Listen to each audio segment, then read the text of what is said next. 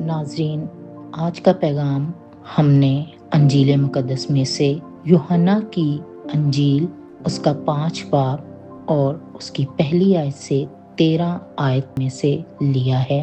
ये पैगाम इंसानी मजबूरी और खुदा के फजल की एक बहुत खूबसूरत तस्वीर कशी करता है। हमने इस मतन को आसान और आम फहम तरतीब दिया है कहानी की सूरत में, ताकि आप इसे आसानी से और बेहतर तौर पर समझ सके। इस कहानी का उन्वान है बैतसैदा के हौज़ पर मौजज़ा। ये एक रूहानी पैगाम है। आज की तिलावत हमें यरूशलेम के एक हौज़ बैतसैदा पर ले जाती है, जहां 5 बरामदे थे। वहां बड़ी तादाद में ऐसे लोग पड़े रहते थे जो बीमार, अंधे, लंगड़े और मफलूज थे। वो सब इस इंतज़ार में थे कि कब हौज़ का पानी हिले और वो इसमें उतरकर शिफा पाए। ये मंजर इंसानी ज़िंदगी की एक कड़वी हकीकत को जाहिर करता है। आज भी बहुत से लोग जिस्मानी बीमारियों, ज़हनी परेशानियों और गुनाह के बोझ तले दबे हुए हैं। कोई अपनों के रवैयों से दुखी है तो कोई मुआशी तंगी से मजबूर।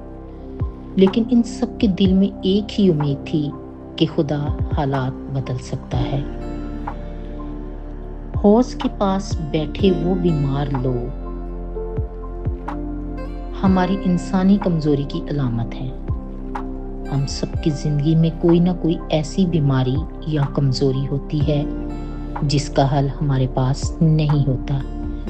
कभी हमें लगता है कि हम तन्हा हैं और हमारी मदद करने वाला कोई नहीं, जैसा कि इस मफलूज शख्स ने यीशु से कहा था, खुदावन मेरा कोई नहीं जो पानी हिलते वक्त मुझे हौज़ में डाले।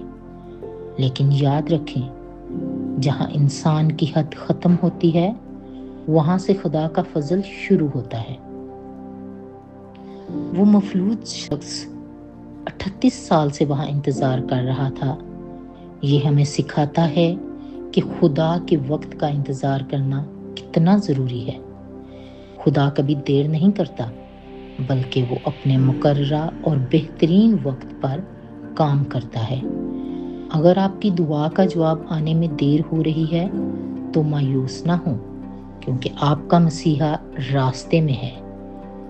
खुदावंद यीशु मसीह ने उस शख्स से पूछा, क्या तू तंदुरुस्त होना चाहता है?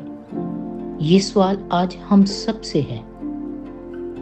शिफा पाने के लिए पहली शर्त ये है कि हम अपनी कमजोरी को तस्लीम करें और यीशु की तरफ देखें। यीशु ताकतवरों या खुद को कामिल समझने वालों के पास नहीं, बल्कि उनके पास आता है जो अपनी मोहताजी का इकरार करते हैं। जब यीशु ने उसे हुक्म दिया, उठ, अपना बिस्तरा उठा और चल, तो उस शख्स ने ये नहीं कहा कि मैं 38 साल से साकिन हूँ। उसने यीशु के कलाम पर यकीन किया और खड़ा हो गया।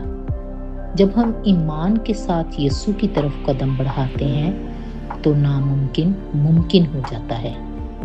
आज की ये तिलावत हमें दावत देती है कि हम अपनी तमाम बीमारियों, चाहे वो जिस्मानी हो, दिली हो या रूहानी, यीशु के कदमों में लाएं। वो सिर्फ शिफा देने वाला ही नहीं, बल्कि उम्मीद देने वाला खुदा है। आएं इस दुआ के साथ इख्तिताम करें। ऐ खुदावंद यीशु, हम अपनी तमाम कमजोरियों के साथ तेरे हुजूर आते हैं। हमें वो ईमान दे कि हम तेरी आवाज़ सुन सकें और अपनी मुश्किलों के बिस्तर को उठाकर तेरी कुदरत में चल सकें। आमीन।